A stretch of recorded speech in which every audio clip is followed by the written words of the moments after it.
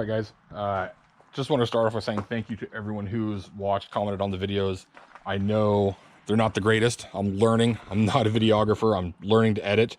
But if there's anything you like, let me know. If there's anything you dislike, let me know. Anything you want to see different or more of, let me know. I'm open to whatever you got to say. So just let me know. And I just wanted to start by saying that. And thank you again to everybody who's given me feedback, both bad and good. So at any rate, as you've probably noticed, we are going to change the oil today on the 4Runner.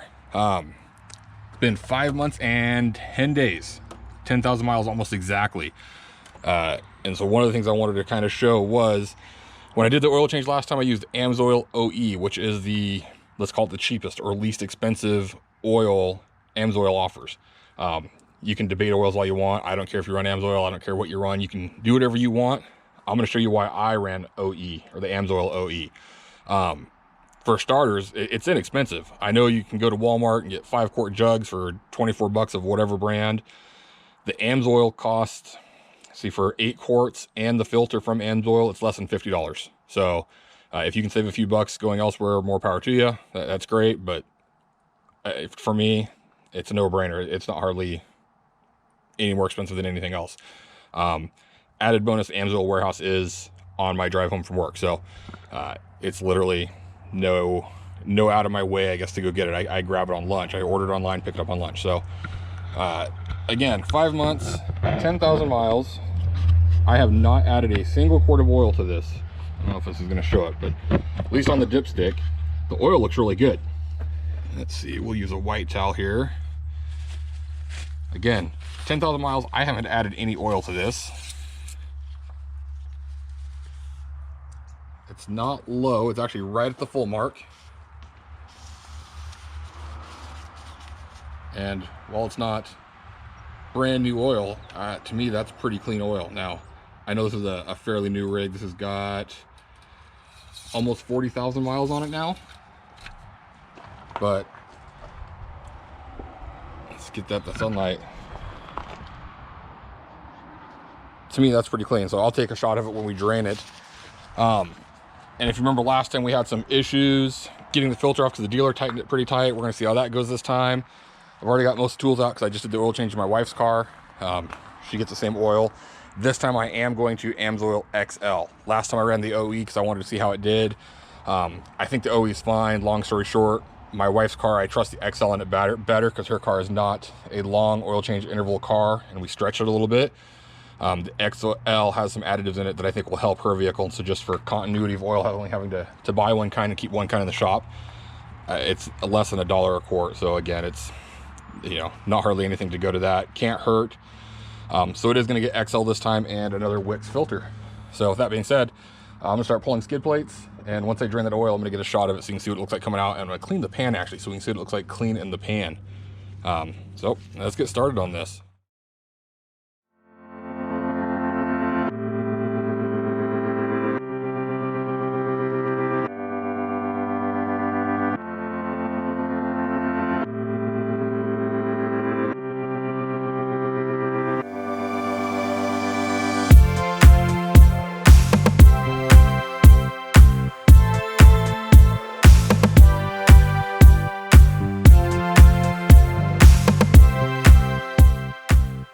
All right, so I'm down here changing oil, and I don't know how many times, or if anyone else has ever had their license plate stolen.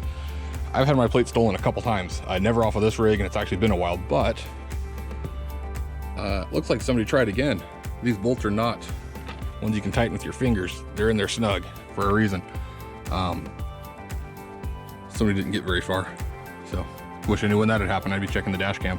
Anyways, gonna tighten that one up while I'm down here.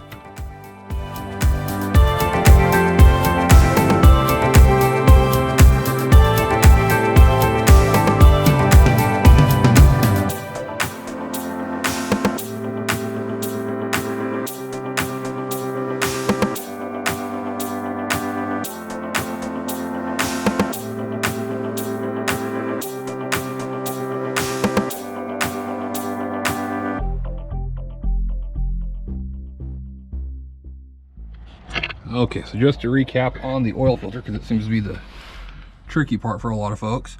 If I can get it to focus. So oil filter housing up here, we're going to remove this plug with a 3/8 drive. Just the 3/8 ratchet drive will pull that plug out. Then we're going to use this little plug that comes with the filter. All new oil filters come with it. We'll insert it in the hole that this comes out of, which will drain the oil out of the housing. Once that's drained, we will use this heavy duty oil filter housing removal socket, if you will, specific to Toyota, with a 27mm socket on a 1/2-inch drive to pull the housing off. So if you guys remember last time, this was way over torqued by the dealership. That's why I had to go buy the special tool to get it off there without breaking it. I've since talked to the dealership. They've basically told me this is why you should bring it in and not do it yourself. We have the special tools to remove it. Despite them over torquing it, it's apparently my fault. So needless to say, I'm not going back to that dealership for anything. So let's get this thing pulled off of here and drained.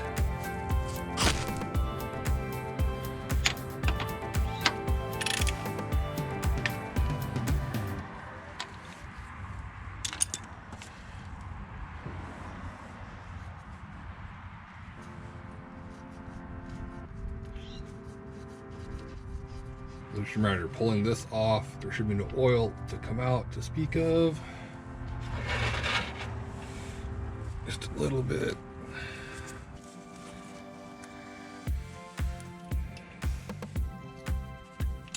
There we go. After making a mess, of course, but that's the way it goes. So that'll drain off all the oil out of the filter housing.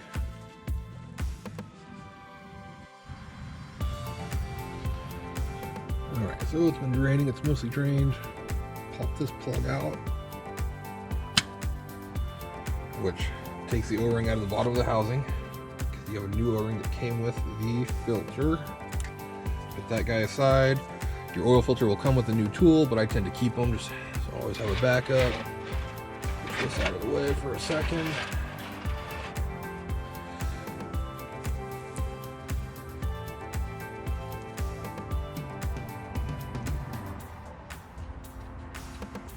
Alright, so now we remove the housing. And if you remember last time, I had to go buy the special socket, which is probably not a bad thing to own anyways, but there shouldn't have been a need for it. And I had to give it a lot of muscle to get that off of there. Now I have in writing from the service manager at Beaverton Toyota that those always get to that tight, that you have to have the special tool to remove it. Even when torqued correctly, they just seat tight. And I call bullshit on them.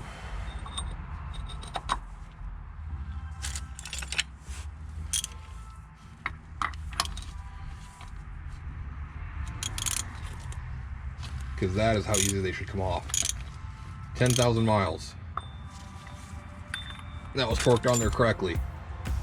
Should not have to require all my might to remove that. So, again, another reason I will not be going to that dealership for anything.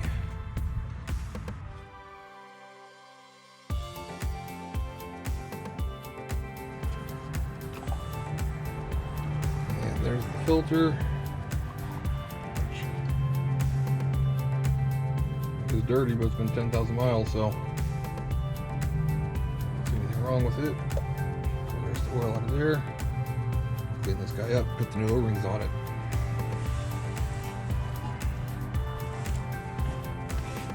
Alright, so the oil filter comes with new O-rings and that little tool, but the new O-rings, the bigger one replaces this one right here, and the little one seats in the bottom there for the plug.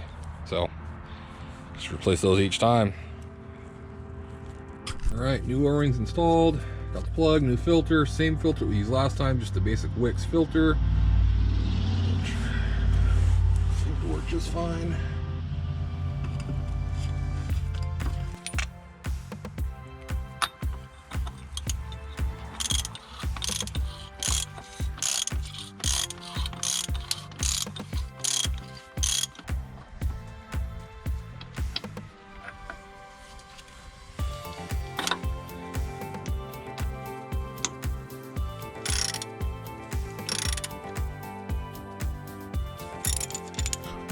Okay, so filter reinstalled.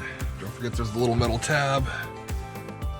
That guy right there. It's kind of just an indexing tab to show you where you're at. That's where it was when we removed it. If you remember last time when I removed this from the dealer's oil change, it was turned all the way back here, yet they claimed they didn't over torque it. So we're gonna wipe this down, clean it up real quick, and put some oil in. Okay, so not the prettiest oil, but again, 10,000 miles. I've seen worse. Don't know that I've ever seen better. I'm not gonna send this in for testing. Look, some people will say I should, but I can tell you right now there's life left in that oil. At least I'd bet money on it. So anyways, 10,000 miles, due for an oil change. Amsoil OE, the cheapest oil line of oil they sell, less than $5 a quart. Okay, drain plug back in. We checked it. Oil filters replaced. Housing's back in. It's all plugged up, ready to put some oil in.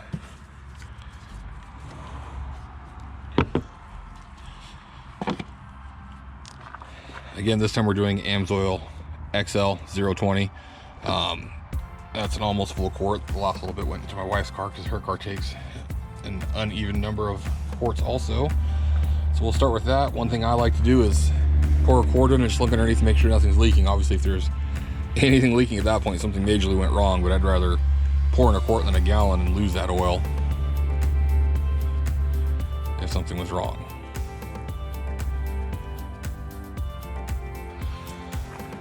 Okay, 4Runner should take, I believe, 7.7. Let's just call it 7.5. Everything looks good underneath. Pour in another quart. Probably just do the quarts and then do the gallon.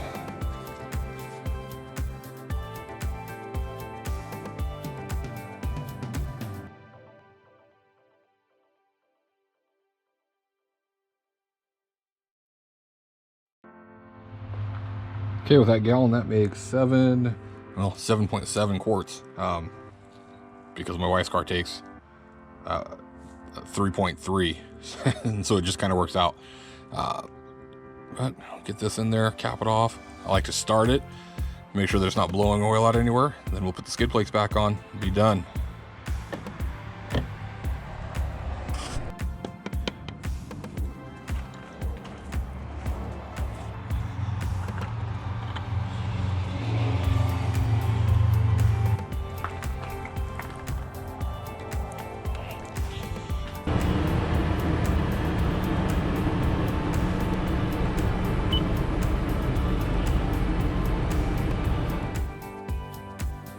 Okay, we let it run for a minute and no leaks, everything looks good as suspected. So I'm gonna start putting the skid plates back on.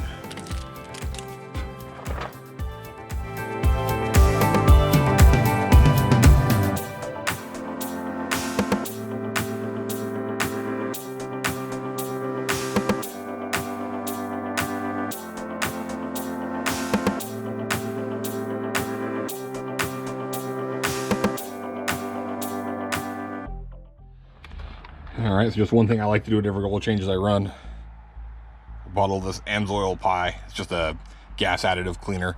I know it sounds like an advertisement, but for some reason when I run this every 10,000 miles, I will notice an instant increase in mileage. I can't say you feel any performance difference, but it seems to bring back the mile or two per gallon I lose every 10,000 miles from running just cheap fuel or whatever. So again, I just dump a bottle of that in with the fuel. Next time I get a fill up, I'll throw that in there. All right, so last step is to reset that maintenance required. The vehicle's running right now. It doesn't have to be for this step, but I just wanted to make sure that I was in trip A. The odometer has to be in trip A. It can't be in the regular odometer or trip B. Trip A. I'm gonna try to do this while filming. May not be the easiest thing to do. Okay, so we're in trip A. Turn the vehicle off. We're gonna hold the accessory button or the odometer selection button in and turn the key to accessory, and you'll see it go through the resetting maintenance required on the display there.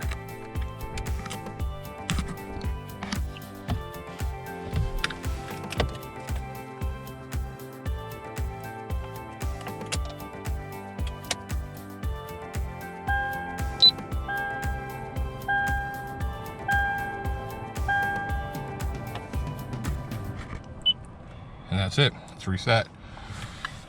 So, starts the vehicle. All's good, oil change is done. All right, weather's nice. I'm gonna wash this thing. It's sunny out.